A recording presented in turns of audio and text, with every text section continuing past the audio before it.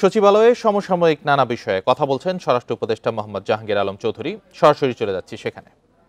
Bundle থাকলে প্রতি সেনমানিতে টাকা বাঁচবে। বিকাশ সেনমানি বান্ডেল কিনে জিতুন প্রতি লেনদেনে। পাচার রোহিঙ্গা ওখানে কিন্তু একটা প্রচুর হচ্ছে যে আমাদের এই মাদক তো সবচেয়ে বড় সমস্যা। মাদক আসে বা মাদকের পরিবর্তে আমাদের এখান থেকে অনেক সময় চাউল, সার এগুলি চলে যাচ্ছে এবং অন্যান্য সামগ্রী চলে যায়, ঔষধ টৌষধ তো যাচ্ছে।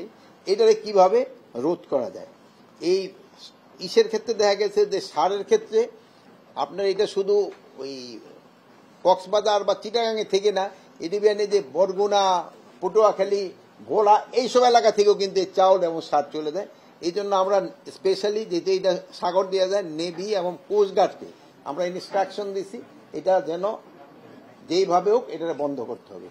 আর আমাদের থেকে যায় এই সব জিনিস, আর আসে হলো মাদক, যেটা নিয়ে কোনো নেই, যেটা ক্ষতি ছাড়া ওইটার কোনো লাভই নেই, শুধু ক্ষতি আর ক্ষতি। এটারে কিভাবে বন্ধ করা যায় এটা।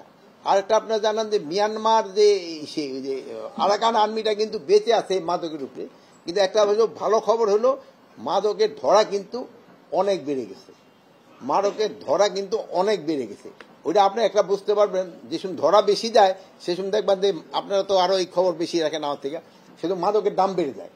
যে সময় ধরা বেশি হলে পাওয়া যায় কম, দাম বেড়ে যায়। তো এই ধরাটা হচ্ছে এবং আইটারে কিভাবে একেবারে সমূলে বিনষ্ট করে দেওয়া যায়, এই জন্য আমাদের একটা চিন্তা ভাবনা আছে এটারে। আর আমাদের থেকে যেন কোনো অবস্থায় সার এবং এই চাউল যেন না যেতে পারে, এই জন্য সর্বাত্মক ব্যবস্থা আমরা নিব।